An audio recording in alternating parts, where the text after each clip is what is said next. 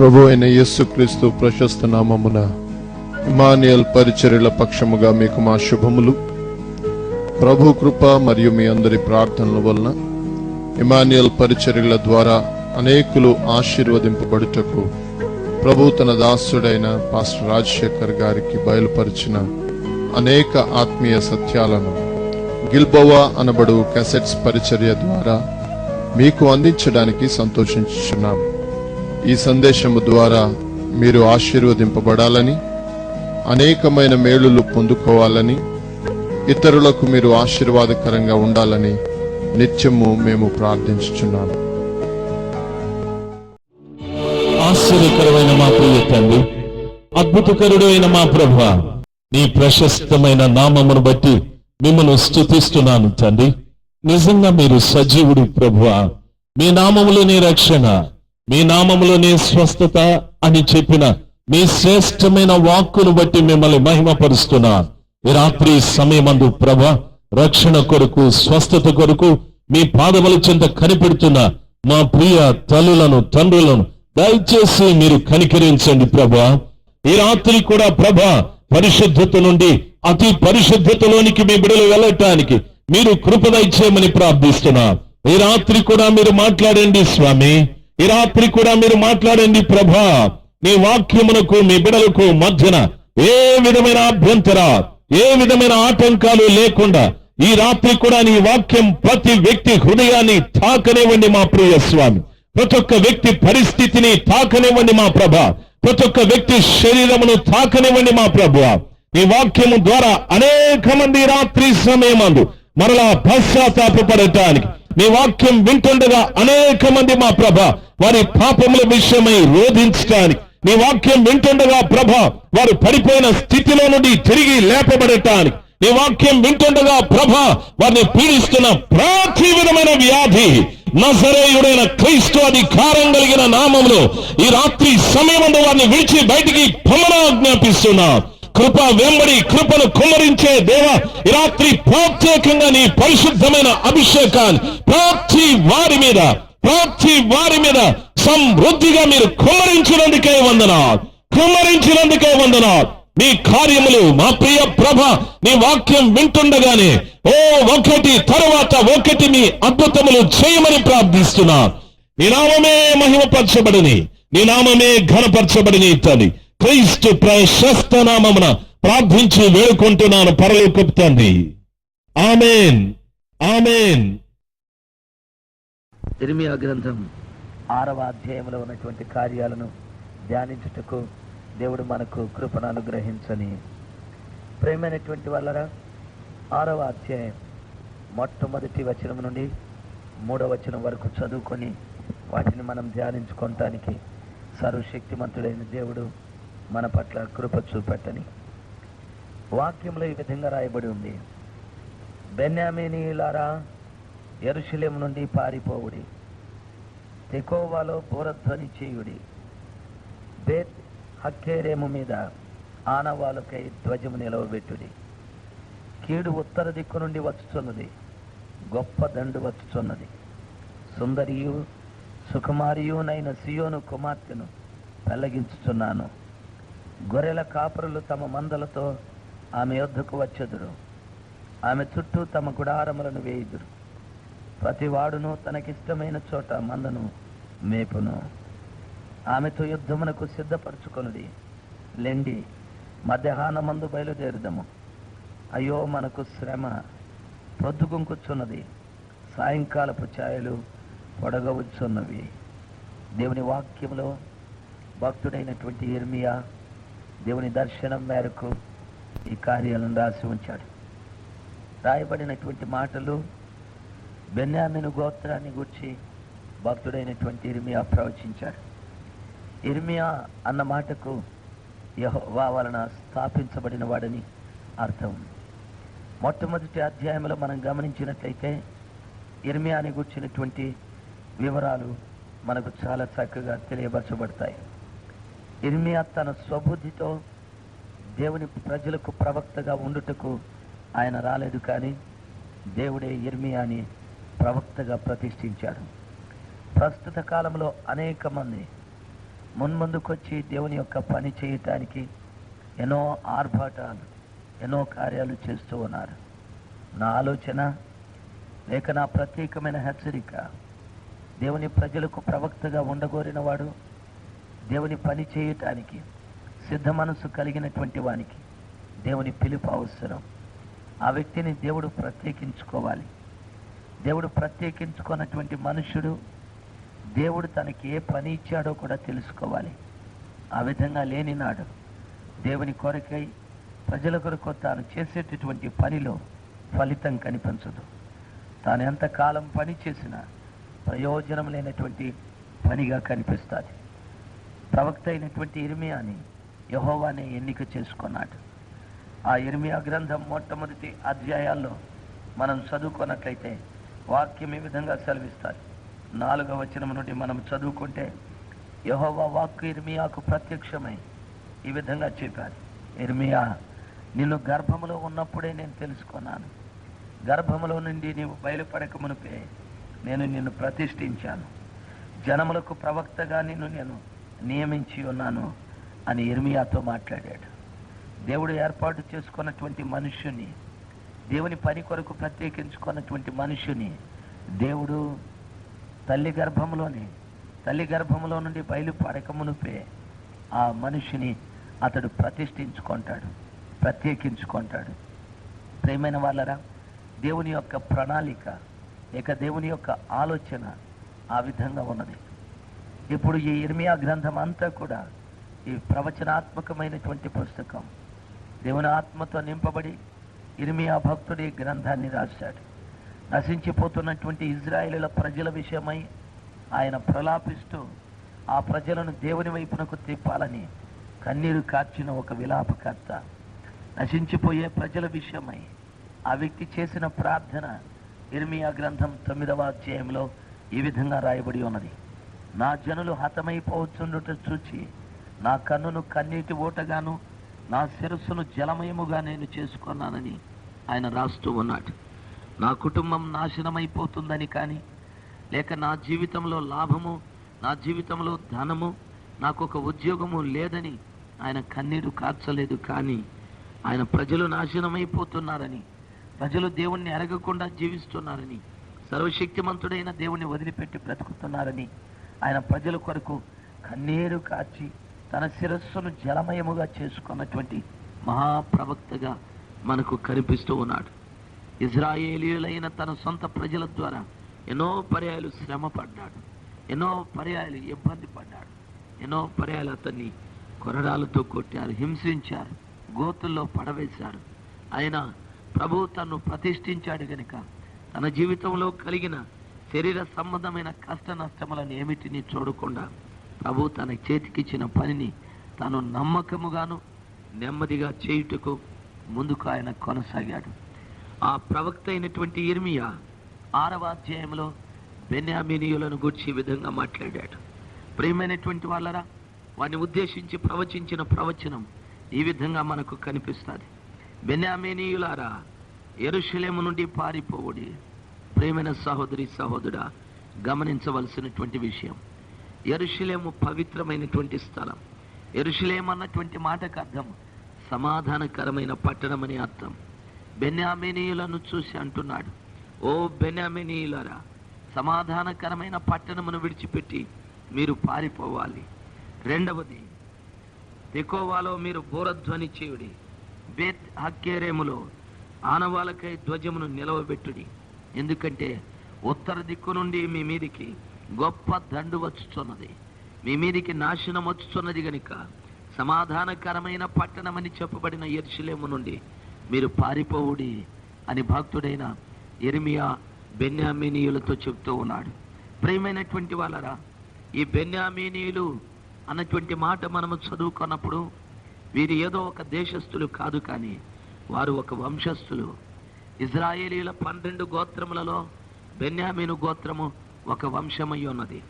బెన్యామీను గోత్రాన్ని గుర్చినటువంటి వివరాలు మనం తెలుసుకొనగోరినట్లయితే ఆది కాండంలో మనము చక్కగా దాన్ని గురించి తెలుసుకొనగలం. మొట్టమొదటిదిగా సర్వోన్నతుడైన దేవుడు అబ్రహామును తాను ప్రత్యేకించుకున్నాడు. అబ్రహామును నేను ఆశీర్వదిస్తానని చెప్పాడు. అబ్రహామా, నేను నిన్ను ఆశీర్వదిస్తాను, నీవు ప్రజల్ని ఆశీర్వదించు. అబ్రహామా, నేను నిన్ను దీవిస్తాను, నీవు ప్రజలను దీవించు. అబ్రహామా, నేను నిన్ను బలపరుస్తాను, నీవు ప్రజల్ని బలపరచమని అబ్రహాముతో దేవుడు నిబంధన చేశాడు. అబ్రహాము కాలంలో ఆశీర్వాదం కనిపించలేదు, కానీ అబ్రహాము కుమారుడైన ఇస్సాకు కాలంలో కూడా దేవుని యొక్క ఆశీర్వాదం ఆ బిడ్డల మీద నిలబడి ఉన్నది. కానీ ఇస్సాకు కాలంలో కూడా ఆశీర్వాదం పరిపూర్ణము కాలేదు. అబ్రహాముకు ఒకే ఒక కుమారుడు, అతని పేరు ఇస్సాకు. అది శారా వలన పుట్టినటువంటి సంతానం. అబ్రహాముకు హాగరు వలన ఆ ప్రియమైనటువంటి వారులారా ఇంకొక సంతానము కలిగాది. అయితే ఇస్సాకుకు 2 కుమారులు పుట్టారు. ఒకడు ఏశావు, మరొకరేమో యాకోబు పుట్టారు. సర్వశక్తిమంతుడైనటువంటి దేవుడు ఇస్సాకుని ఆశీర్వదించి ఈ 2 కుమారుల్ని అనుగ్రహించాడు. ఆ తదుపరి యాకోబు తన తండ్రిని మోసగించి తనకు రావలసినటువంటి, తన అన్నకు రావలసిన ఆశీర్వాదాన్ని తాను సంపాదించుకున్నాడు. ఎర్రటి కూరల వంటకాన్ని పెట్టి తన అన్న అయినటువంటి ఏశావు దగ్గర జ్యేష్ఠత్వాన్ని సంపాదించుకున్నాడు. దానికి కారణము, ప్రేమైనటువంటి వాళ్ళరా, ఇస్సాకు వివాహం ఆడినటువంటి ఆ యొక్క ఇస్సాకు భార్య గర్భంలో ఈ 2 కూడా ఉన్నప్పుడు సర్వోన్నతుడైనటువంటి దేవుడు ఆ 2 జనపదముల విషయమై మాట్లాడుతూ పెద్దవాడు చిన్నవానికి దాసుడుగా ఉంటాడని దేవుడే ఆశీర్వదించాడు. దయచేసి గమనించాల్సింది. ఆ తరువాత యాకోబు తాను తన సొంత మామైన లాబాను కుటుంబానికి వెళ్ళి ఆ స్థలంలో 21 సంవత్సరం కొలువు చేసి 3 సంపాదించుకున్నాడు. ఒకటి తన మొదటి భార్య అయిన లేయా, రెండవది తన 2వ భార్య అయిన రాహేలు, మూడవది తను కష్టపడి సంపాదించుకున్నటువంటి ఆస్తి, గొర్రెలు, మేకలు, మందలు, ఎడ్లు, పశువులన్నింటినీ కూడా ఆయన సంపాదించుకున్నాడు. ప్రేమైన సహోదరుడా, సహోదరి, యాకోబుకు దరిదాపు 12 పిల్లలు పుట్టారు. ఆ పుట్టినటువంటి పిల్లలలో రాహేలుకు పుట్టినటువంటి పిల్లలు 2 ఉన్నారు. మొదటి కుమారుడి పేరు యోసేపు, 2వ కుమారుడి పేరు బెన్యామీను. ప్రేమైనటువంటి వాళ్ళరా, వాక్యంలో మనం చదువుకున్నట్లయితే యాకోబు తిరుగు ప్రయాణంలో తన మామ ఇంటి నుండి వెనక్కి తిరిగి వస్తూ ఉన్నప్పుడు ఎఫ్రాతా మార్గము గుండా ఆయన బయలుదేరి వస్తూ ఉన్నాడు. ఎఫ్రాతాలోకి వచ్చేటప్పటికి ఎఫ్రాతాలో తన ప్రియమైనటువంటి భార్య అయిన రాహేలు గర్భముతో ఉండినది. ఆమె కనుపొద్దులు సమీపించాయి. ఆమె ప్రసవించే సమయంలో ఆమె దగ్గర ఉన్నటువంటి మంత్రసాని ఈ విధంగా మాట్లాడడం ప్రారంభించాలి. ఏమనో తెలుసా? అమ్మా, నీవు కుమారుణ్ణి కంటున్నావు, ధైర్యముగా ఉండమని చెప్పాది. ప్రేమైన సహోదరి, ప్రేమైన సహోదరుడా, ఆ రాహేలు కుమారుణ్ణి కని ఆమె మరణించాలి. ఆమె కుమారుని కని మరణిస్తూ ఆ కుమారునికి బెనోని అని పేరు పెట్టాది. బెనోని అనగా దుఃఖపుత్రుడని అర్థం. కుమారుడు పుట్టి తల్లి మరణించాది. ప్రేమైనటువంటి సహోదరుడా, సహోదరి, తల్లి మరణించిన తరువాత తండ్రి అయినటువంటి యాకోబు ఆ కుమారునికి బెన్యామీను అని పేరు పెట్టాడు. బెన్యామీను అనగా కుడి చేతి పుత్రుడని అర్థం. ఒకే వ్యక్తి 2 నామములు కలిగి ఉన్నాడు. తల్లి దుఃఖపుత్రుడని పెట్టాది, తండ్రి కుడి చేతి పుత్రుడని పెట్టాడు. వింటున్న సహోదరి, సహోదరుడా, నీవు నీ కుటుంబంలో బిడ్డగా ఉన్నావు, కుమారుడుగా ఉన్నావు, కుమార్తెగా ఉన్నావు. నీ తల్లి తండ్రిని దుఃఖపరిచేటటువంటి బిడ్డవా? నీ తల్లి తండ్రిని వేధించే బిడ్డవా? నీ తల్లి తండ్రిని బాధపరిచే బిడ్డవా? దయచేసి నా మనవి, నిన్ను కన్నటువంటి తల్లి తండ్రిని దుఃఖపరచుకో. నిన్ను కన్న తల్లి తండ్రిని బాధపరచుకో. ఎందుకంటే ఆ తల్లి తండ్రిని విషయమై ఎంతగానో శ్రమ పడ్డారు. నీవు మహిళగా ఉన్నప్పుడు, నీవు పుట్టి పెరిగినప్పుడు నీ కొరకు ఎంతో శ్రమ పడ్డారు, ఎంతో ఇబ్బంది పడ్డారు, ఎన్నో కష్టాలు పడ్డారు. వారి కడుపు కట్టుకొని నిన్ను పోషించారు, నిన్ను పెంచారు, నిన్ను పెద్దవానిగా చేశారు, విద్యనిచ్చారు, బుద్ధినిచ్చారు, జ్ఞానం ఇచ్చారు. ఇవన్నీ కలుగజేసినది దేవుడే. అయినా దేవునికి నీకు మధ్యన నీ తల్లి తండ్రిని ఆ పరలోకపు తండ్రి అడ్డుగా పెట్టి వారి చేత నిన్ను పోషించాడు. దయచేసి నీ తల్లికి నీ తండ్రికి దుఃఖాన్ని కలిగించేటటువంటి బిడ్డవుగా నీ ఉండకూడదు. వాక్యం ఈ విధంగా సెలవిస్తుంది, నీ తల్లిని నీ తండ్రిని సన్మానించుము, అప్పుడు భూమి మీద నీవు దీర్ఘాయుష్మంతుడవై జీవిస్తావని వాక్యంలో రాయబడి ఉంది. తన తల్లిని తండ్రిని దుఃఖపరుచున్నటువంటి వాని కన్నులు లోయకాకులు పీకునని రాయబడి ఉంది. వాని దీపము కారు చీకటిలో ఆరిపోవునని వాక్యములో రాయబడి ఉన్నది. వింటున్న సహోదరుడా, వింటున్న సహోదరి, నీ తల్లి తండ్రిని దుఃఖపరుస్తున్నావా లేక సంతోషపరుస్తున్నావా? యాకోబు భార్య అయినటువంటి ఆ యొక్క రాహేలు తాను మరణిస్తూ తన కుమారునికి ఆ పేరు పెట్టాది. ఆ తరువాత యాకోబు బెనోని అని పేరు పెట్టాడు, బెన్యామీను అని పేరు పెట్టాడు. ప్రియమైన వాళ్ళరా, బెన్యామీన్ అనగా కుడి చేతి పుత్రుడని అర్థం. సహోదరుడా, సహోదరి, నీ కుటుంబంలో నీ తల్లి తండ్రికి నీవు కుడి చేతి పుత్రుడుగా ఉన్నావా? నీ తల్లి తండ్రికి సహాయముగా ఉన్నావా? నీ తల్లి తండ్రికి గా ఉన్నావా? నీ తల్లి తండ్రి చేసేటటువంటి పనులకు చేదోడు వాదోడుగా ఉన్నావా? నీ తల్లి తండ్రిని గౌరవం తెచ్చేటటువంటి వ్యక్తివిగా, నీ తల్లి తండ్రికి సన్మానము తెచ్చేటటువంటి వ్యక్తివిగా నీ ఉన్నావా? దయచేసి గమనించవలసినటువంటి విషయం, ఆ కృపగల దేవుని యొక్క నామములో మనకిచ్చినటువంటి తల్లి తండ్రిని మనము సన్మానించకపోతే నష్టపోవునటువంటి వారంగా మనం ఉండవలసి వస్తుంది. బెన్యామీను అనగా యాకోబు యొక్క కుమారుడే, రాహేలు యొక్క కుమారుడే. ప్రియమైన వాళ్ళరా, ఆ బెన్యామీను వంశంలో నుండి వచ్చినటువంటి ప్రతి వారు కూడా, వారితోనూ ఇర్మియా ప్రవక్త ఈ ప్రవచనాన్ని చెప్తున్నాడు. బెన్యామీనీయులారా, యెరూషలేములో నుండి మీరు పారిపోవలసిన వారై ఉన్నారు. ప్రియమైనటువంటి వాళ్ళరా, అంత మాత్రమే కాదు, తెకోవాలో బోరధ్వని చేయుడి, బేత్ హక్కేరేము మీద ఆనవాళ్ళకై ధ్వజము నిలవబెట్టుడి. కారణం, కీడు ఉత్తర దిక్కు నుండి వచ్చుచున్నది, గొప్ప దండు వచ్చుచున్నదని చెప్తున్నాడు. సమాధానకరమైన పట్టణములో ఉన్నటువంటి బెన్యామీనీయులకు కీడు వస్తూ ఉన్నది.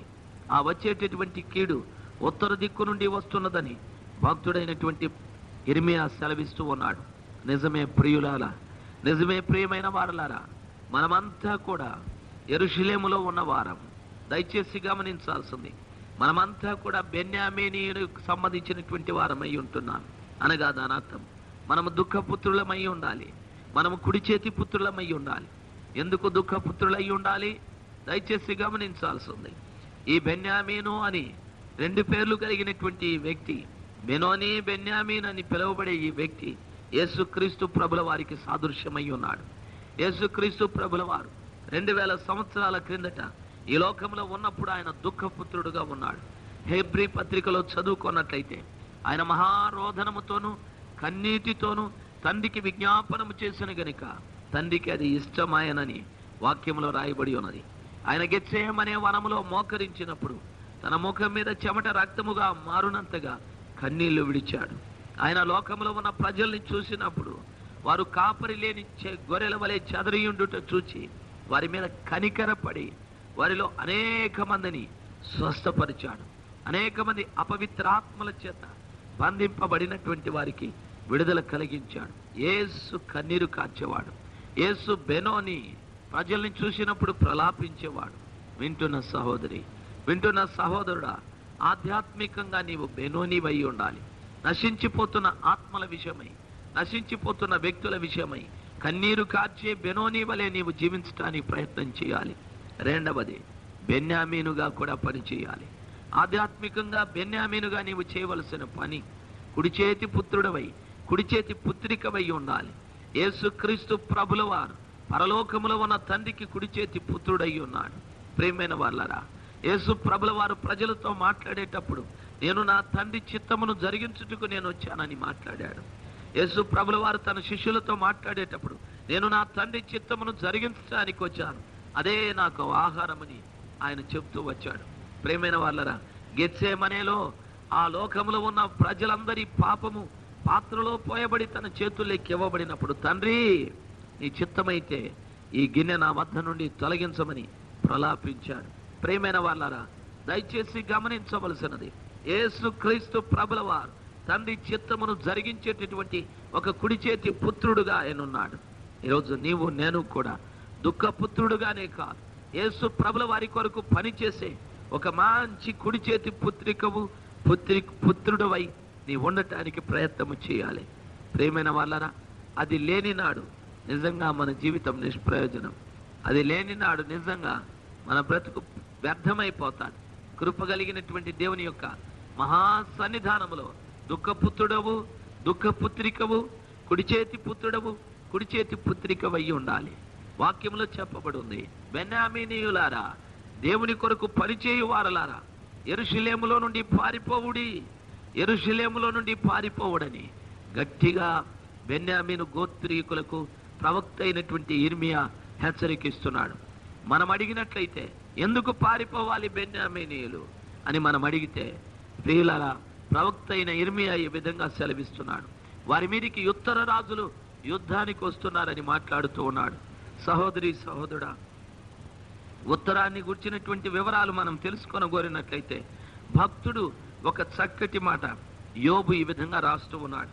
23వ అధ్యాయం యోబు గ్రంథం 8-9 వచనాల్ని చదువుకున్నట్లయితే, నేను తూర్పునకు వెళ్ళినను ఆయన అచ్చటలేడు, పడమటి దిశకు వెళ్ళినను ఆయన కనబడుటలేదు, ఆయన పనులు జరిగించు ఉత్తరమునకు పోయినను ఆయన నాకు కానవచ్చుటలేదు, దక్షిణమునకు ఆయన ముఖము తిప్పుకొని ఉన్నాడు, నేను ఆయనను కనుగొంటిని. ప్రియమైనటువంటి వాళ్ళరా, ఉత్తరాన దేవుని యొక్క పనులు జరిగించున్నటువంటి స్థలం, ఆ స్థలంలో నుండి దేవుడు దక్షిణం వైపు చూస్తూ ఉన్నట్టుగా భక్తుడైనటువంటి యోబు వివరంగా రాసి ఉంచాడు. దాని అర్థం ఏమిటంటే, ఈ విషయం పూర్తిగా మనం తెలుసుకొనటానికి ఇదే పరిశుద్ధ గ్రంథమైన బైబిలు దావీదు రాసిన కీర్తనలు 48వ అధ్యాయం 1, 2, 3 వచనాలలో ఉత్తర దేశాన్ని గూర్చి రాయబడి ఉన్నది. మన దేవుని పట్టణము ఆయన పరిశుద్ధ పర్వతమందు యెహోవా గొప్పవాడును మహాకీర్తినీయుడనై ఉన్నాడు. ఉత్తర దిక్కున మన రాజు పట్టణమైన సియోనులో ఉన్నది. రమ్యమైన ఎత్తుగల చోట నుంచబడి సర్వభూమికి సంతోషంగానున్నది.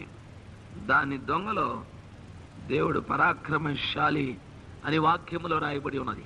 వింటున్న ప్రియమైన సహోదరి సహోదరుడా, భక్తుడైనటువంటి యోబు, భక్తుడైన దావీదు సెలవిచ్చినట్లుగా ఉత్తర దిక్కున మహారాజు పట్టణం ఉన్నది, ఉత్తర దిక్కున సియోను పర్వతం ఉన్నది, ఉత్తర దిక్కున ప్రజలకు క్షేమం ఉన్నది, ఉత్తర దిక్కున ప్రజలకు ఆశ్రయం ఉన్నది. ఉత్తర దిక్కు అనగా పరలోకమని అర్థం. ఆ ఉత్తర దిక్కున దేవుని యొక్క కార్యములు చేసేటటువంటి స్థలం. ఉత్తర దిక్కున దేవుని కార్యములు ఏమి చేయబడ్డాయి అనే ప్రశ్న మనం వేసుకుంటే, ఉత్తర దిక్కులో కూర్చున్నటువంటి దేవుడే మనుషులకు రక్షణ ప్రణాళికలు ఏర్పాటు చేశాడు. తన ప్రియ కుమారుడైన యేసు ప్రభుల వారిని భూమి మీదకి పంపి ఆ ప్రజలందరి నిమిత్తమై ఆయనను కల్వరి శిలువలో మరణించినట్లుగా ఆయన చేశాడు. ఉత్తర దిక్కు నుండి తన వాక్కును పంపించాడు, ఉత్తర దిక్కు నుండి తన దూతలను పంపించాడు, ఉత్తర దిక్కు నుండి పరిశుద్ధాత్మను పంపించాడు, ఉత్తర దిక్కు నుండి పెళ్లి కుమారుడుగా ఆయన రాబోతూ ఉన్నాడు. ఉత్తర దిక్కున మహారాజు పట్టణం ఉన్నది. ఉత్తర దిక్కున మహారాజు పట్టణమైన దేవుని రాజ్యంలో ఆయన కార్యములు జరుగుతాయని వాక్యంలో రాయబడింది. వింటున్న సహోదరి, వింటున్న నా ప్రియమైన సహోదరుడా, నీవు ఉత్తర దిక్కునకు సంబంధించిన వాడివేనా? దయచేసి ఆలోచించవలసినటువంటి విషయం.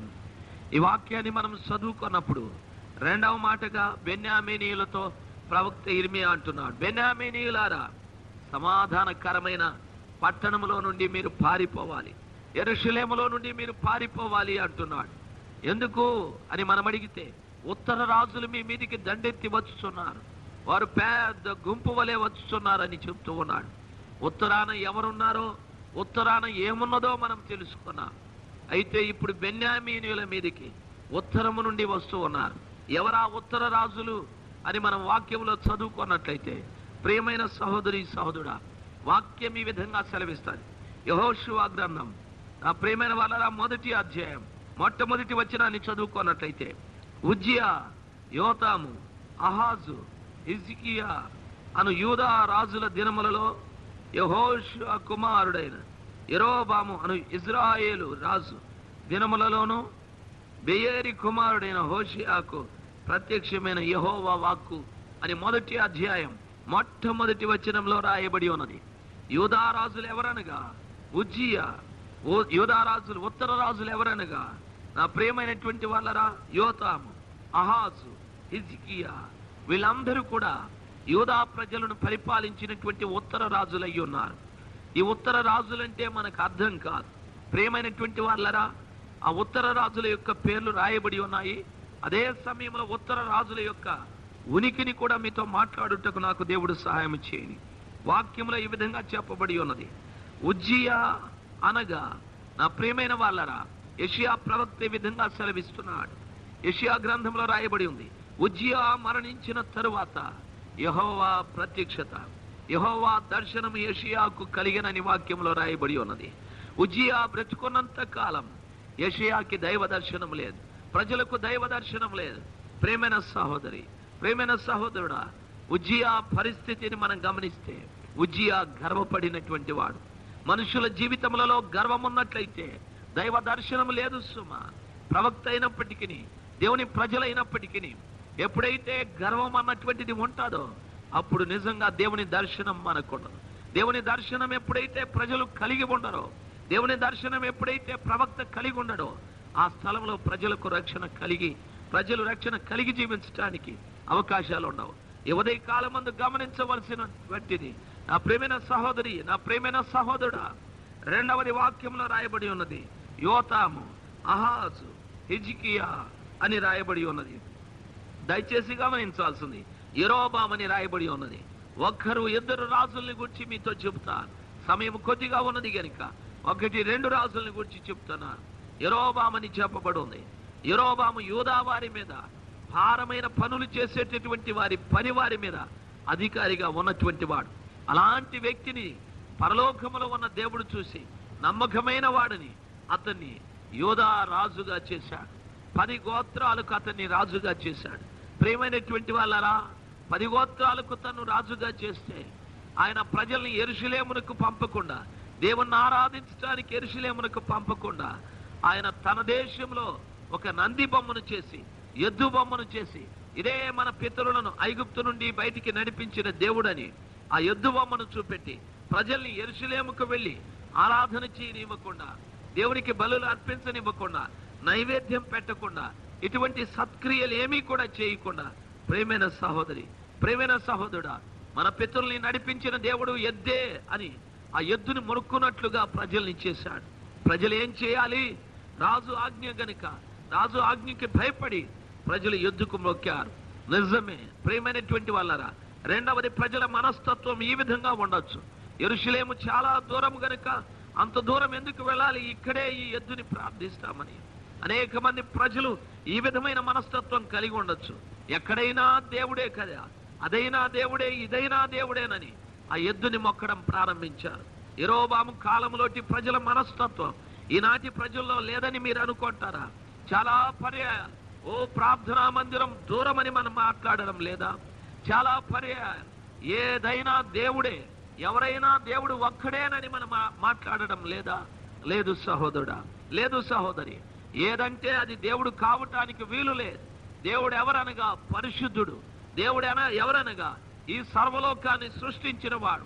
దేవుడు ఎవరనగా ఈ సృష్టికి ఆధారభూతుడు, ఈ సృష్టికి మూలకర్త, ఈ సృష్టిని శాసించగలిగిన వాడు, ఈ సృష్టిని తన చిత్తానుసారముగా నడిపించగలిగిన వాడు. ఆయనే ఆది, ఆయనే అంతం, ఆయనే అల్ఫా, ఆయనే ఒమేఘా, ఆయనే రాజుల రాజు, ఆయనే ప్రభులకు ప్రభువు, ఆయనే భూపతులకు అధిపతి అయి ఉన్న దేవుడు. ఆయనే మృతులలో ఆది సంభూతుడుగా లేచినవాడు. ఆయనే నమ్మకమైనటువంటి సాక్షి. నా ప్రియమైన సహోదరి, నా ప్రియమైనటువంటి సహోదరుడా, ఈ ఉదయ కాలమందు నీవు నేను గమనించాల్సింది మూడవదిగా యూదా రాజులనగా హిజ్కియా అని రాయబడి ఉంది. హిజ్కియా వ్యాధికరమైనటువంటి, మరణకరమైన వ్యాధిని కలిగినటువంటి వాడు. యెషయా ప్రవక్త ఆ విషయాన్ని మనకు తెలియజెప్తాడు. 2వ రాజుల గ్రంథం 20వ అధ్యాయంలో ఆ విషయం మనకు కనిపిస్తాడు. యెషయా ప్రవక్త వెళ్ళి, హిజ్కియా నీవు మరణిస్తావు, నీ ఇంటిని సరిపెట్టుకోమని చెప్పాడు. వింటున్న సహోదరి, వింటున్న సహోదరుడా, యెరూషలేములో కాపురం ఉన్నటువంటి బెన్యామీనీయులకు ఈ ప్రవక్త అయినటువంటి ఇర్మియా చెప్తున్నటువంటి మాట, ఓ బెన్యామీనీయులారా పారిపోండి, బెన్యామీనీయులారా పారిపోండి, యెరూషలేమును వదిలిపెట్టి మీరు వెళ్ళిపోండి, ఉత్తర రాజులు వస్తున్నారు మీ మీదికి దండెత్తినని అన్నాడు. ఉత్తర రాజులు అనగా స్పష్టంగా మీకు అర్థమయ్యాలి, సమాధానకరమైన పట్టణములో నివాసము చేస్తున్నటువంటి ప్రార్థనా పరులు, దుఃఖపుత్రులు, నివాసము చేస్తున్న కుడి చేతి పుత్రులు, దేవుని పని చేస్తున్నటువంటి వారిని పారిపొమ్మని అంటూ ఉన్నారు. ఎవరా ఉత్తర రాజులు? ప్రియమైన వాళ్ళరా, ఉజ్జియా అనగా గర్వమని అర్థం, హిజ్కియా అనగా తన ఇంటిని సరిపెట్టుకొనని వాడని అర్థం, యెరోబాము అనగా నిజమైనటువంటి దేవుణ్ణి కాదని చెప్పి వేరొక విగ్రహాన్ని తీసుకుని వచ్చి పెట్టినవాడు. ఈ రోజున సమాధానకరమని పట్టణమని చెప్పబడిన యెరూషలేమునకు ప్రతిగా ఉన్న సంఘములలో ఉత్తర రాజులు లేరంటారా? బెన్యామీను గోత్రములో ఉన్నటువంటి ప్రజలు చాలా శ్రేష్టమైన కార్యములు చేస్తూ ఉన్నారు. వారు దుఃఖపుత్రులు, వారు కుడి చేతి పుత్రులు. యెరూషలేము అనగా సమాధానకరమైనటువంటి పట్టణమని అర్థం. యెరూషలేమునకు ప్రతిగా భూమి మీద సమాధానకరమైన పట్టణం ఒకటి ఉన్నది. అదేమిటనగా సంఘము. యేసు తన స్వరక్తమిచ్చి సంపాదించుకున్న వ్యక్తుల సముదాయం. యేసుక్రీస్తు ప్రభుల వారు తన స్వరక్తమిచ్చి సంపాదించుకున్నటువంటి వ్యక్తులు ఉన్నటువంటి స్థలం. ఈ సమాధానకరమైనటువంటి పట్టణంలో దేవుని కొరకు, దేవుని పక్షముగా కూర్చొని నశించిపోతున్న ప్రజల కొరకు కన్నీరు కార్చేవారు, నశించిపోతున్న ప్రజల కొరకు ప్రలాపించేవారు, నశించిపోతున్న ప్రజల కొరకు అంగలార్చేవారు, నశించిపోతున్న ప్రజల కొరకు ఉపవసించేవారు. దుఃఖ పుత్రికలు, దుఃఖ పుత్రులు లేరని కాదు, ఉన్నారు తల్లి, ఉన్నారు నా ప్రియమైన తండ్రి, ఉన్నారు నా ప్రియమైన సహోదరుడా, ఉన్నారు నా ప్రియమైన తండ్రి. దయచేసి గమనించాల్సింది, అలాంటి బిడ్డలు ఉన్నారు గనుకనే యేసు క్రీస్తు ప్రభుల వారి వార్త ఇంకా లోకంలో పరిగెత్తుతూనే ఉన్నది. యేసును గుర్చిన సమాచారం అనేక మంది ప్రజలు తెలుసుకుంటూనే ఉన్నారు. ఒకవేళ అలాంటి దుఃఖపుత్రులైన వారు, అలాంటి దుఃఖ పుత్రికలైనటువంటి వారు, వారికి విద్య లేకపోవచ్చు, వారికి ఉద్యోగాలు లేకపోవచ్చు, వారికి జ్ఞానం లేకపోవచ్చు, వారికి సంస్కారం తెలియకపోవచ్చు, వారికి నాగరికత తెలియకపోవచ్చు, కానీ సమాధానకరమైన పట్టణం అని చెప్పబడిన యేసు క్రీస్తు ప్రభుల వారి సంఘములో వారు కార్చే కన్నీళ్ల ద్వారా, వారు చేసే ప్రార్థనల ద్వారా, వారు పెట్టే మొర ద్వారా, వారు చేసే అంగలార్పు ద్వారా లోకంలో అనేక మంది నశించిపోతున్న ప్రజలు యేసు క్రీస్తు ప్రభుల వారి వైపు తిరుగుటకు దేవుడు కృపను అనుగ్రహిస్తూ ఉన్నాడు. ప్రియమైనటువంటి వాళ్ళరా, అలాంటి బిడ్డల్ని దేవుడు అత్యధికముగా ఆశీర్వదిస్తాడని నా ప్రత్యేకమైనటువంటి మనవి. దయచేసి గమనించాల్సింది. కానీ ఓ మహారాణి, ఈ 127 సంస్థానాల్లో ఉన్న యూదులకి మరణ శాసనం వచ్చాది. యూదులు ఇంక కొంతకాలానికి చనిపోతారు. అందును బట్టే దేవుడు మొట్టమొదటిదిగా ముందుగా నిన్ను ఈ స్థలంలో మహారాణిగా ఉంచాడు గనుక దయచేసి యూదుల మీద ఉన్నటువంటి మరణ శాసనాన్ని తీసివేయటానికి నీవు సహాయం చేయమని బ్రతిమలాడాడు. ప్రియమైనటువంటి వాళ్ళరా, మహారాణి అయినటువంటి ఎస్తేరు మహాజ్ఞానముగా జవాబిచ్చాది. దైవ భీతి కలిగిన ఆ తల్లి తాను రాణి అయి ఉన్నప్పటికీ మొర్దెకైతో ఈ విధంగా మాట్లాడాడు. ఓ నా తండ్రి అయిన మొర్దెకై, ఓ నా బంధువైన మొర్దెకై, నన్ను పెంచిన మొర్దెకై, యూదుల మరణం నీకు ఇష్టం లేదు, యూదులు మరణించడం నాకు ఇష్టం లేదు, దేవుని స్తుతించేవారు మరణించడం నాకు ఇష్టం లేదు గనుక 127 సంస్థానాల్లో ఉన్న వారందరూ కూడా 3 రోజులు ఉపవాసం ఉండి కన్నీరు కార్చి దేవుని దగ్గర మనం ప్రార్థన చేద్దాం. రాజు యొక్క శాసనం కొట్టివేయబడవచ్చు, రాజు మనసు మార్చబడవచ్చు, యూదుల మీద ఉన్న మరణ శాసనం తీసివేయబడవచ్చు అని ఆ ఎస్తేరు మహారాణి జవాబిచ్చారు. ఎవరా ఎస్తేరు మహారాణి? ఆమె దుఃఖపుత్రిక అని చెప్పవచ్చు, ఆమె బెన్యామీను గోత్రికురాలని చెప్పవచ్చు, ఆమె బెనోని అని చెప్పవచ్చు. నా ప్రియమైన తల్లి, నా ప్రియమైన తండ్రి, నా ప్రియమైన సహోదరుడా, సహోదరి, ఈ రోజున నీవు నేను కూడా ఆ గొప్ప కార్యములను చేసేవారమై ఉండటానికి ప్రయత్నము చేయాలి. దయచేసి గమనించవలసిన విషయం ఏమిటనగా, వారు ఆ విధంగా 3 రోజులు ఉపవాసం ఉండి ప్రార్థించిన కారణాన ఓ హామాను యొక్క ఆలోచనలన్నీ చెడగొట్టబడ్డాయి. హామాను తయారు చేసిన ఆ ఉరికొయ్య హామానే వేలాడబడటానికి మార్గము తెరిచాది. అహష్వేరోషు రాజుగారి యొక్క ఆలోచనలు పూర్తిగా మార్చుకున్నాడు. మరణ శాసనం చింపివేయబడ్డది. మనిషి యూదా ప్రజల మీద ఉన్న మరణ శాసనం కొట్టివేయబడ్డది. యూదా ప్రజలు బ్రతకటానికి, యూదా ప్రజలు క్షేమంగా ఉండటానికి దేవుడు ద్వారములు తెరిచాడు. చూశారా, దుఃఖపుత్రిక చేసినటువంటి ప్రార్థన ద్వారా 127 సంస్థానాల్లో ఉన్నటువంటి యూదా ప్రజలు బ్రతకటానికి దేవుడు కృప దయచేశాడు. వింటున్న నా ప్రియమైన తల్లి, దేవుని సముఖంలో నీవు కార్చే కన్నీళ్లు, వింటున్న నా ప్రియమైన సహోదరి, దేవుని సన్నిధానంలో నీవు కార్చే కన్నీళ్లు, వింటున్న నా ప్రియమైన సహోదరుడా, వింటున్న నా ప్రియమైన తండ్రి, ప్రభు సన్నిధానంలో నశించిపోతున్న ప్రజల కొరకు నీవు కార్చే కన్నీళ్లు నా దేవుడు విని ఎక్కడో 127 సంస్థానాల్లో ఉన్నటువంటి ప్రజల్ని బ్రతికించాడు. మహారాణి అంతఃపురంలో ఏడుస్తూ ఉన్నది. మహారాణి ఏడ్చే స్థలం వేరు, మహారాణి ఉపవాసం ఉన్న స్థలం వేరు, మహారాణి ప్రార్థన చేస్తున్న స్థలం వేరు. అయితే మరణ శాసనము తప్పించబడిన ప్రజలున్న స్థలం వేరు. హిందూ దేశము మొదలుకొని కూషు దేశం వరకు ఉన్నటువంటి యూదులందరూ కూడా రక్షింపబడ్డారు. యూదుల మీద ఉన్న మరణ శాసనం కొట్టివేయబడ్డది. ప్రియమైన వాళ్ళరా, దేశ దేశాలలో ఉన్నటువంటి ప్రజలు బ్రతికించబడ్డారు.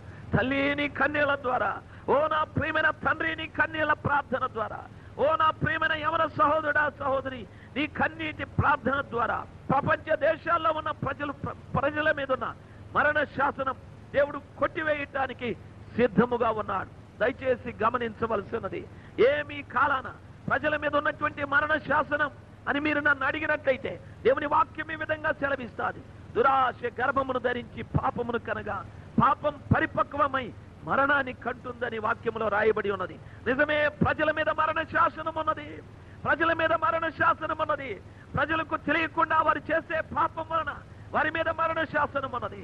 ఈ రోజున అది కొట్టివేయబడటానికి కన్నీరు కాచే వ్యక్తులంగా మనం ఉండాలి. తల్లి బెనోనీలముగా మనం ఉండాలి. రెండవది కుడి చేతి పుత్రులమై ఉండాలి. దేవుని కొరకు పని చేసేవారుగా ఉండాలి. ప్రియమైనటువంటి వాళ్ళరా, నేను దేవుని కొరకు చేయవలసిన పని అని మీరు నన్ను అడగవచ్చు.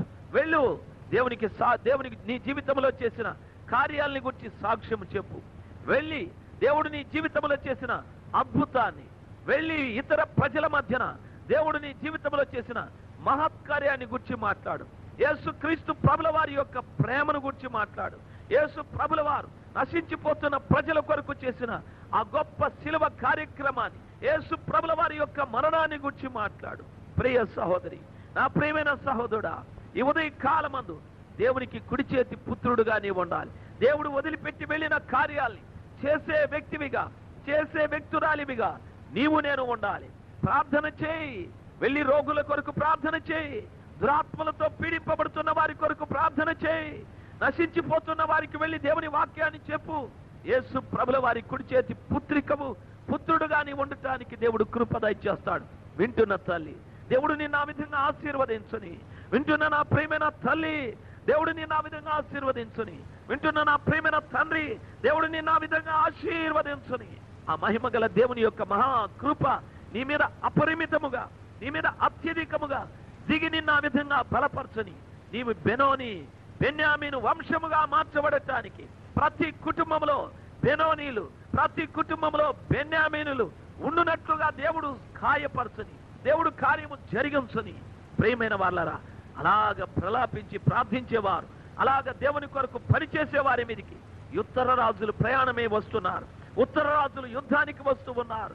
ఉత్తర రాజులు దండెత్తి వస్తున్నారు. ఆ ఉత్తర రాజులు ప్రియమైన వాళ్ళరా కనికరం లేని వారు. ఉత్తర రాజుల యొక్క మనస్తత్వం మంచిది కానే కాదు. ఉత్తర రాజుల యొక్క ఆలోచనలు మంచివి కానే కాదు. ఆ ఉత్తర రాజుల యొక్క పేర్లు ఇదివరకే మీకు చెప్పాను. వారి అభిప్రాయాలు పనికిరానటువంటివి. ప్రియమైన వాళ్ళరా, దయచేసి వారి అభిప్రాయాలని గురించి నేను మీతో మాట్లాడతాను. నా దేవుడు యూదా జనాంగానికి వారిని రాజుల్నిగా చేశాడు. ఇజ్రాయేలు వారికి వారిని రాజుల్నిగా చేశాడు. ఆ ఉత్తర రాజులు దేవుని ఎదుట కృతజ్ఞతగా బ్రతకలేకపోయారు. వాక్యంలో చెప్పబడి ఉన్నది, ఉత్తర రాజు ఉజ్జియానని. ఉజ్జియా బ్రతుకున్నంత కాలం దేవుని యొక్క ప్రత్యక్షత దొరకనే లేదు ప్రజలకు. దేవుని యొక్క దర్శనం కలగనే లేదు ప్రజలకు. భక్తుడైన యెషయా సెలవిస్తున్నాడు, ఉజ్జియా మరణము తరువాత యెషయాకు దర్శనము కలిగనని. హల్లెలూయా, హల్లెలూయా. నా ప్రియమైనటువంటి వాళ్ళరా, ఉజ్జియా మరణించిన తరువాత యెషయాకు దర్శనం కలిగాలి. దర్శనము లేకపోతే ప్రజలు నశిస్తారు. దర్శనం ఉన్న చోట ప్రజలు రక్షింపబడతారు. ఈ రోజున ఉజ్జియా మరణించాలి. ఉత్తర రాజు అయిన ఉజ్జియా మరణించాలి. ఉత్తర రాజు ఉజ్జియా అనగా ఉజ్జియా గర్వము కలిగినటువంటి వాడు. ప్రియమైనటువంటి వాళ్ళరా, ఉత్తర దేశం నుండి వచ్చినటువంటి బెన్యామీనీయుల మీదికి, ప్రార్థించే వారి మీదికి, ప్రకటించే వారి మీదికి దండెత్తి వచ్చిన ఉత్తర రాజు ఎవడనగా గర్వము. సహోదరి, గర్వము సహోదరుడా, దయచేసి గమనించాల్సింది. లూసిఫర్ గర్వపడ్డాడు. అక్కడ నుండి పరలోకం నుండి కిందికి పడద్రోయబడ్డాడు. అబ్షాలోము గర్వపడి తన తండ్రి మీదికి యుద్ధానికి వెళ్ళాడు. ముళ్ళ పొదల్లో చిక్కుకొని నా ప్రియమైన వాళ్ళరా, ఈట దెబ్బలు తిని చనిపోయాడు, అంబులతో కొట్టబడి చనిపోయాడు. గర్వం పనికిరాదు తల్లి. ఏ విషయంలో కూడా గర్వం పనికిరాదు. మనకున్న ధనములో కానీ, మనకున్న విద్యలో కానీ, మనకున్న స్థితిలో కానీ, మనకున్న సంపదలో కానీ, మనకున్నటువంటి అధికారంలో కానీ గర్వం పనికే రాదు. గర్వమే పనికిరాదు. దేవుని వాక్యం ఈ విధంగా సెలవిస్తాడు, నాశనమునకు ముందు గర్వము నడుచునని, నాశనానికి ముందు గర్వము నడుచునని. గర్వపడేటటువంటి వాడు ఒక్క రోజున నాశనంలోనికి వెళ్ళిపోతాడు తల్లి, నాశనంలోకి వెళ్ళిపోతాడు. నా ప్రియమైన తల్లి, దయచేసి గర్వపడకండి. ఏ విషయంలో గర్వపడకండి. తగ్గింపు కలిగి మనం జీవిద్దాం. ఆ గర్వము ఉత్తర రాజుల యొక్క స్వభావం. నీవు నేను కూడా మనము బెన్యామీనీయులం. మనం ప్రార్థించేవారం, మనం ప్రకటించేవారం. మనకు గర్వం పనికిరాదు. అలాంటి ప్రార్థించి ప్రకటించి సమాధానకరమైన పట్టణమని చెప్పబడిన సంఘములో ఉన్నటువంటి మన మీదికి గర్వం అనే ఉత్తర రాజు వస్తూ ఉన్నాడు. ఈ గర్వం మనుషుల్లో ఎప్పుడైతే ప్రవేశిస్తుందో బెన్యామీను గోత్రములో నుండి మనం కొట్టివేయబడటానికి, బెన్యామీను గోత్రంలో నుండి తీసివేయబడటానికి అవకాశాలు ఉంటాయి. నా ప్రియమైన తల్లి, మనం తొలగింపబడటానికి, సమాధానకరమైన పట్టణమని చెప్పబడిన యెరూషలేము పట్టణములో నుండి కడద్రోయబడిన వారంగా మనం మార్చబడటానికి అవకాశాలు ఉంటాయి తల్లి. దయచేసి గర్వపడకూడదు. ఏ విషయంలో కూడా ధనమెచ్చిన, గుణమెచ్చిన, అందమెచ్చిన, కులమెచ్చిన, ఏమి హెచ్చించబడిన అతిశయం మన జీవితంలో పనికిరాదు. వాక్యంలో చెప్పబడి ఉన్నది, హిజ్కియా రాజునని. ఉత్తర రాజులలో హిజ్కియా మరొకడు. ప్రియమైనటువంటి వాళ్ళరా, హిజ్కియా రాజే.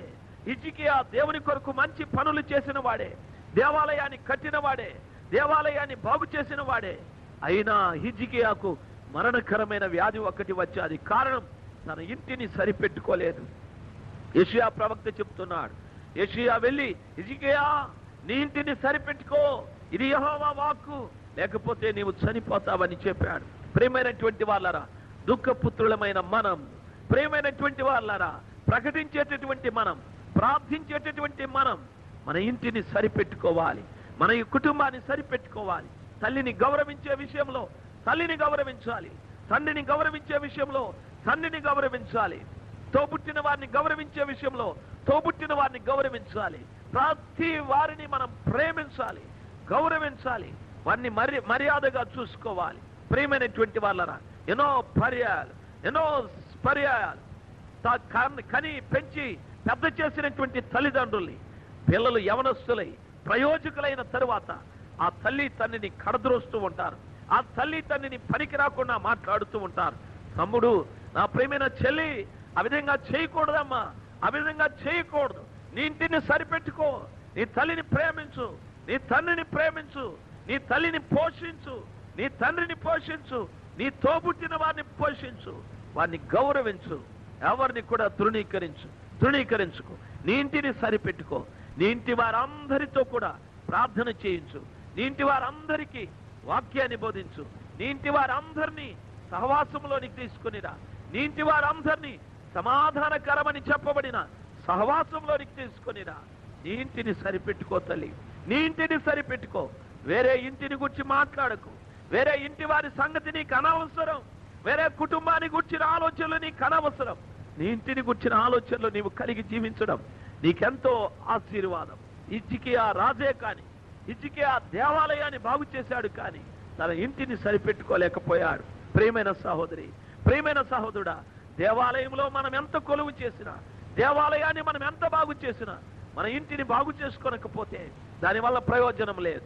అనేక మంది విశ్వాసులు తమ ఇంటిని బాగు చేసుకోనకుండా వారు ఏదో దేవాలయాన్ని బాగు చేయాలని ఆలోచిస్తూ ఉన్నారు. అది హిజ్కియా పని, ఉత్తర రాజు యొక్క పని. వాడు దండెత్తి వస్తూ ఉన్నాడు. సమాధానకరమని చెప్పబడిన ఆ సంఘంలోనికి, బెన్యామీనీయులు ఉన్నటువంటి ఆ ప్రదేశంలోనికి వాడు దండెత్తి ఉక్కుమ్మడిగా పరిగెత్తుకుంటూ వస్తున్నాడు. వారి వద్ద నుండి మనం తప్పించుకోవాలి. ప్రియమైన వాళ్ళరా, ఆఖరి వాడు యెరోబాం. నా ప్రియమైన వాళ్ళరా, యూదా వారి మీద అధికారిగా ఉండి నమ్మకంగా పనిచేస్తున్న ఈ యెరోబాముని దేవుడు 10 గోత్రాలకు రాజుగా చేస్తే, నిజమైన దేవుడైన యెహోవాని విడిచిపెట్టి ఎద్దుని మొక్కేటటువంటి వారినిగా చేశాడు. దేవుడు కాని దాన్ని దేవుడని అనిపించాడు. అసలైనటువంటి దేవుని వద్దకు ప్రజల్ని వెళ్ళనివ్వడం లేదు. ప్రియమైన సహోదరి, ప్రియమైనటువంటి సహోదరుడా, దయచేసి గమనించాల్సింది, ప్రేమించి దేవుడు నీకు ఒక పదవినిస్తే, ప్రేమించి దేవుడు నీకు ఒక కృపనిస్తే, ప్రేమించి దేవుడు నీకు ఒక వరమునిస్తే, ప్రేమించి దేవుడు నీకు ఒక బాధ్యతనిస్తే దాన్ని విడిచిపెట్టి నీ ఇష్టానుసారంగా ప్రజల్ని నీ ఇష్టానుసారంగా నడిపిస్తావా? ప్రజల్ని నీకు తోచిన విధంగా నడిపిస్తావా? ప్రజల్ని పక్కద్రోవన పట్టిస్తావా? దయచేసి గమనించాల్సింది, ఎంతో మంది దేవుడిచ్చిన కృపని ఆధారం చేసుకొని నిజమైన దేవుని చిత్తాన్ని గుర్తెరిగి దేవుని వైపునకు ప్రజల్ని తిప్పనివ్వకుండా అనేక మంది దైవ సేవకులు ప్రజల్ని తమ వైపుకు తిప్పుకుంటూ ఉన్నారు, తమ మార్గంలో నడిపించుకుంటూ ఉన్నారు. ఓ దైవ సేవకులారా, ఇది శాపం, ఇది శాపం, ఇది శాపం. యెరోబాము కుమారుడు వ్యాధిగ్రస్తుడైపోయాడు, యెరోబాము కుమారుడు రోగి అయిపోయాడు, యెరోబాము వంశానికి నాశనం వచ్చాడు. అహియా ప్రవక్త వారిని శపించేశాడు. ప్రియమైనటువంటి వాళ్ళరా, కారణం దేవుని చిత్తాన్ని గుర్తెరగకుండా తన చిత్తాన్ని ప్రజల పట్ల చూపెట్టి ప్రజల్ని పక్కదారిని పట్టించాడు. ఎంతో మంది దేవుని అభిషేకాన్ని పొందుకున్న దైవ సేవకులు ఈ రోజున ప్రజల్ని దేవుని మార్గంలో నడవనివ్వడం లేదు. ఎన్నో భయాల్ని, ఎన్నో కలవరాల్ని ప్రజలకు పుట్టిస్తూ ఉన్నారు. మంత్రగాళ్ళు లాగా, శకునగాళ్ళు లాగా, జ్యోతిష్కుల్లాగా ఆ కార్యం, ఈ కార్యం, మీ ఇంట్లో అది ఉందని, మీ ఇంట్లో ఇది ఉందని, నీకెవడో చేతబడి మూలబడి చేశాడని ప్రజల్ని భయపెడుతూ ఉన్నారు. యేసు ప్రభు ఎప్పుడు ఆ విధంగా చేయలేదు, ఈ అపోస్తలులు ఎప్పుడు ఆ విధంగా చేయలేదు. నా ప్రియమైన వాళ్ళరా, దారి తప్పించే దైవ సేవకులు చాలా మంది లోకంలో తయారైపోయారు. దేవుడిచ్చిన కృపను ఆధారం చేసుకుని ప్రజల్ని పక్కదారి పట్టించే దైవ సేవకులారా, శాపం, శాపం, దేవుని యొక్క శాపం. యెరోబాము కుటుంబానికి వచ్చిన శాపం మీరు అనుభవించవలసి వస్తుంది. ఒకనాడే కాదు, కొద్ది కాలం దేవుడు చూసిన తరువాత ఆ శాపాన్ని మనము చూడవలసి వస్తుంది. నిజ దేవుడైన యేసు ప్రభుల వారి వైపు ప్రజల్ని తిప్పి వారిని నడిపించు, దేవునితో కూడా వారిని నడిపించు, దేవునితో కూడా వారిని ప్రయాణం చేయించు. యెరూషలేముకి వారిని పంపించు. యెరూషలేములో బలిపీఠం ఉన్నది, యెరూషలేములో బలుల కార్యక్రమాలు ఉన్నాయి, యెరూషలేములో ప్రజలకు పాప క్షమాపణ ఉన్నది, యెరూషలేములో సముఖపు రొట్టెల బలం ఉన్నది, యెరూషలేములో మందసం ఉన్నది, యెరూషలేములో దేవుని మహిమ. ఉత్తర రాజులు దండెత్తి వస్తున్నారు. సహోదరి సహోదరుడా, అనేక మంది దేవుడిచ్చిన కృపను ఆధారం చేసుకుని ప్రజలను యెరూషలేము వైపు నడిపించకుండా తమ సొంత ఆలోచనల్ని పెట్టి తమ వైపునకు ప్రజల్ని తిప్పుకొని వారిని ఏదో ఇంకొక వైపు తిప్పుతూ ఉన్నారు, ఇంకొక వైపు నడిపిస్తూ ఉన్నారు. దయచేసి ఆలోచించాల్సింది, దయచేసి గమనించాల్సింది. ఈ ఉదయకాల సమయమందు సర్వశక్తిమంతుడైనటువంటి దేవుడు మీకు ఇచ్చిన ప్రతి ఆలోచన మీరు జాగ్రత్తగా విన్నారని నేను అనుకుంటూ ఉన్నాను. నా ప్రియమైన సహోదరి సహోదరుడా, లోకంలో ఉన్న సేవకులందరూ సేవకులు కాదు. దేవుని వాక్యం ఈ విధంగా సెలవిస్తారు, కడవరి దినాల్లో అనేక మంది నా నామమును ధరించుకొని వస్తారు, నేనే క్రీస్తులు అంటారు, చనిపోయిన వారిని లేపుతారు, అద్భుతాలను చేస్తారు, మహత్కార్యాలను చేస్తారు, ఆకాశం నుండి అగ్నిని కురిపిస్తారు, దేవుడు అక్కడున్నాడని ఇక్కడున్నాడని ప్రజలకు చెబుతూ ఉంటారు. ప్రియమైన సహోదరుడా, ప్రియమైన సహోదరి, ఆ విధంగా చెప్పే ప్రతి వాడిని కూడా మనం నమ్మాలని లేదు. ఏ బోధకుడైనా కానీ, ఏ బోధకుడైనా కానీ ఆ వ్యక్తి చెప్పే వాక్యం దేవుని వాక్యానికి సరిపోల్చుకొని చూడాలి. ఆయన చెప్పే మాటలు వాక్యానుసారమైనవా కాదా అని మనం జాగ్రత్తగా గమనించాలి. ఆ విధంగా చూసిన నాడు, ఆ విధంగా వాక్య పరిశీలన చేసిన నాడు ఆ వ్యక్తి ఉత్తర రాజో కాదో మనకు తెలిసిపోతాడు. నా ప్రియమైన వాళ్ళరా, నా యేసు కూడా ఉత్తర రాజే. ఆయన దక్షిణం వైపు చూస్తూ ఉన్నాడు, సంఘం వైపు చూస్తూ ఉన్నాడు. అయితే ఈ ఉత్తర రాజులు కూడా బెన్యామీను వారి వైపు చూస్తున్నాడు. బెన్యామీనీయులు అనగా నా ప్రియమైన వాళ్ళరా, ప్రలాపించేవారు, ప్రజల కొరకు, నశించిపోతున్న వ్యక్తుల కొరకు ఏడ్చేవారు, నశించిపోతున్న వ్యక్తుల కొరకు మొరపెట్టేవారు, నశించిపోతున్న వ్యక్తుల కొరకు అంగలార్చేవారు, నశించిపోతున్న వ్యక్తుల కొరకు ఉపవసించేవారు. నా ప్రియమైన వాళ్ళరా, అదే సమయంలో బెన్యామీనీయులనగా దేవుని కొరకు కుడిచేతి పుత్రులుగా సర్వోన్నతుడైన దేవుడు భూమి మీద విడిచిపెట్టి వెళ్ళినటువంటి పనిని నమ్మకముగా నమ్మకముగా నమ్మకముగా దేవుని వలె, దేవుని మనస్సు కలిగి పనిచేసేటటువంటి వారి మీద ఈ ఉత్తర రాజులు బయలుదేరి వచ్చారు. ఈ ఉత్తర రాజుల యొక్క దండు బయలుదేరి వచ్చారు. యెరూషలేముకే వచ్చాది. బెన్యామీనీయుల మీద పడ్డది, బెనోనీయుల మీద పడ్డది.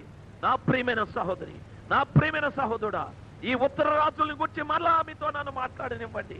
దయచేసి గమనించాల్సింది, మొట్టమొదటిది గర్వం, రెండవది ఇంటిని సరిచేసుకోలేనటువంటి తనం, మూడవది దేవుడు కాని దాని వైపు ప్రజల్ని తిప్పడం. ఇలాంటి ఉత్తర రాజులు ఒకవేళ నీ మీదకి వచ్చారేమో ఆలోచన చేయి. రాత్రి సమయమందు ఆ కృపగల దేవుడు, ఆశ్చర్యకరమైనటువంటి దేవుడు, మహోన్నతుడైనటువంటి దేవుడు ఈ రాత్రి ఈ ఉదయకాల సమయమందు నీ జీవితంలో కార్యం జరిగించున్నట్లు ప్రభువు నీకు సహాయం చేయి. ప్రభువు నీకు సహాయం చేయండి. నమ్మకం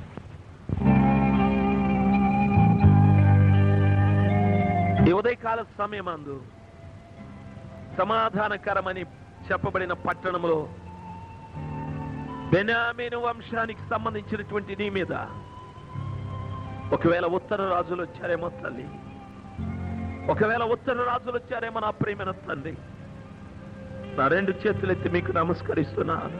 మీరు ప్రార్థించేవారే, మీరు ఉపవసించేవారే, మీరు ప్రలాపించేవారే, మీరు మొరపెట్టువారు,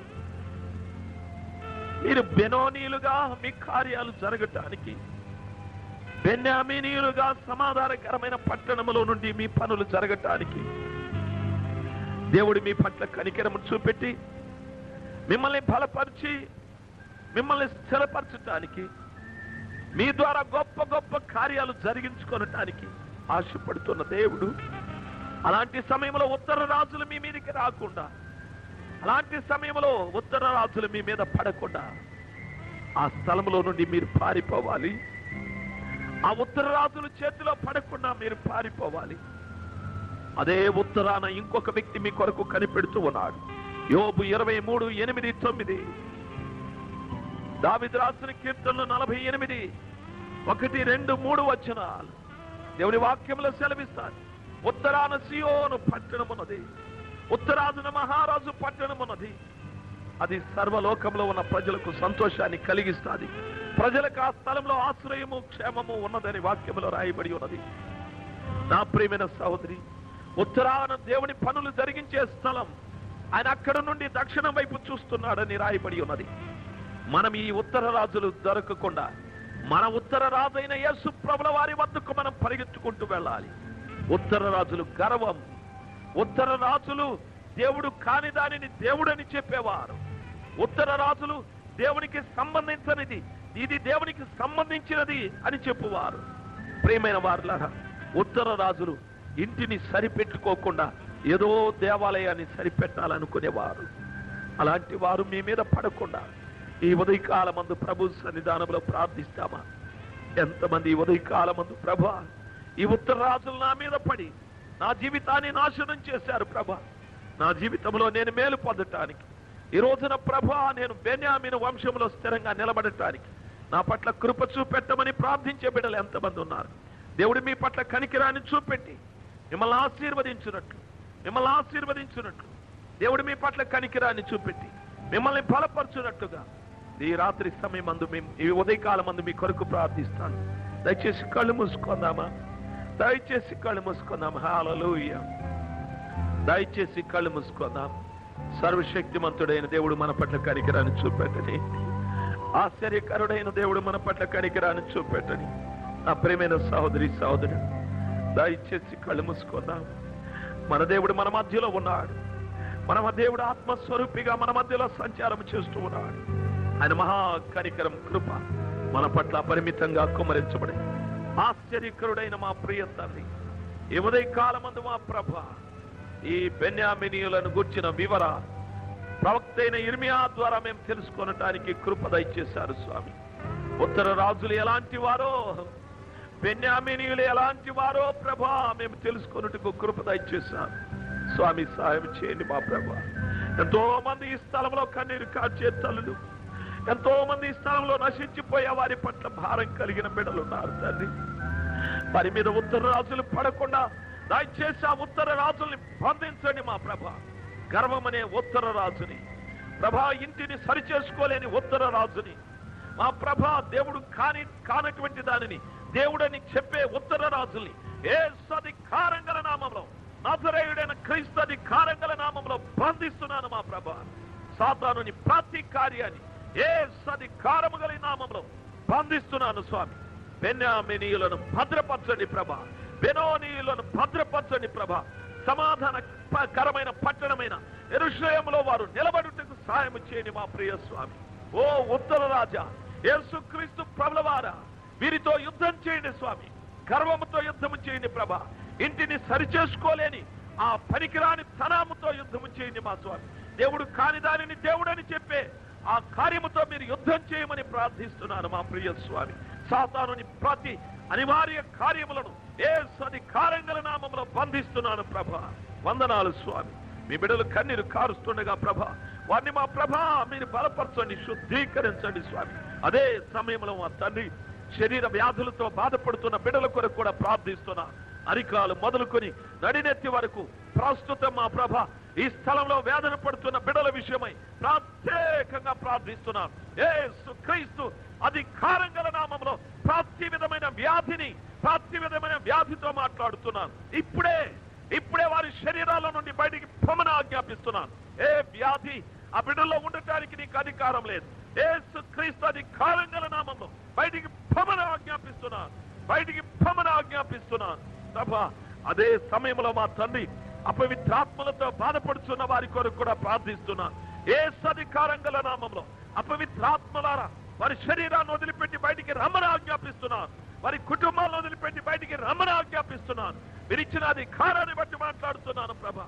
నజరేయుడైన యేసు అధికారం గల నామంలో